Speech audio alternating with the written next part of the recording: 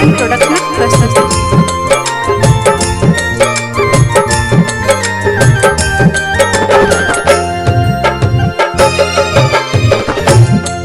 गई बहिन अबियो कोना राखी में मालिक मिलल कसैयाना के बहिन अबियो कोना राखी में मालिक मिलल कसैयाना के मालिक मिलल कसैयाना के मालिक मिलल कसैयाना गई बहिन अबियो कोना राखी में मालिक मिलल कसैयाना गे बहिन अबियो कोना राखी में मालिक मिलल कसैयाना।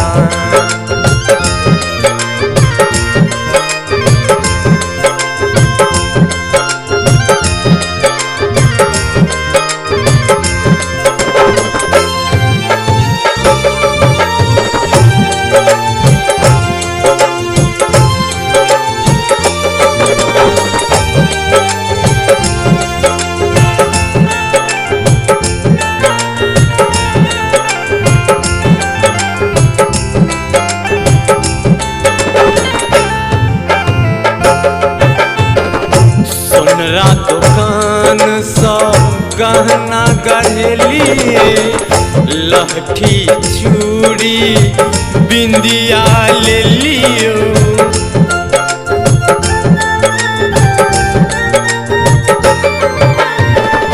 सोनरा दुकान सब गहना गढ़ेलियो लहठी चूड़ी बिंदिया ले लियो हे हम कोना कबियो ना हे हम ही कोना कबियो ना गई बहिन अबियो कोना राखी में मालिक मिलल कसैयाना गे बहिन अबियो कोना राखी में मालिक मिलल कसैयाना।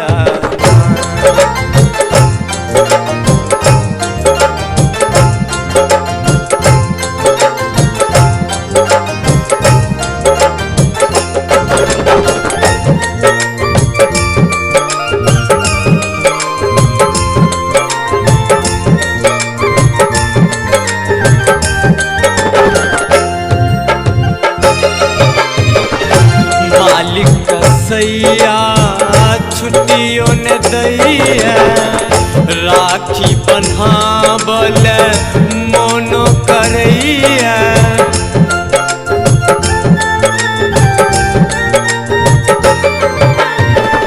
मालिक कसैया छुट्टियों ने दैया राखी बन्हावल मोनो करैया कोना राखी बनायब ना के बहिन राखी बनायब ना गई बहिन अबियो कोना राखी में मालिक मिलल कसैयाना गे बहिन अबियो कोना राखी में मालिक मिलल कसैयाना।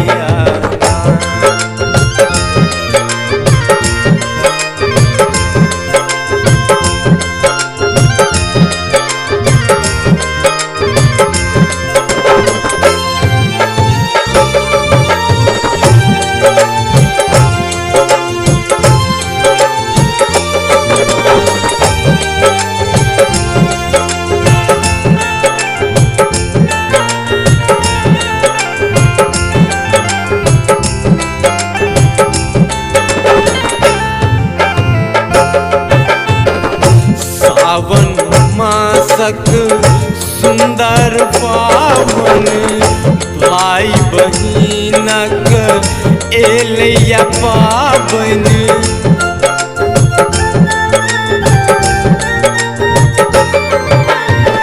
सावन मासक सुंदर पावन भाई बहिनक एलैया पावन।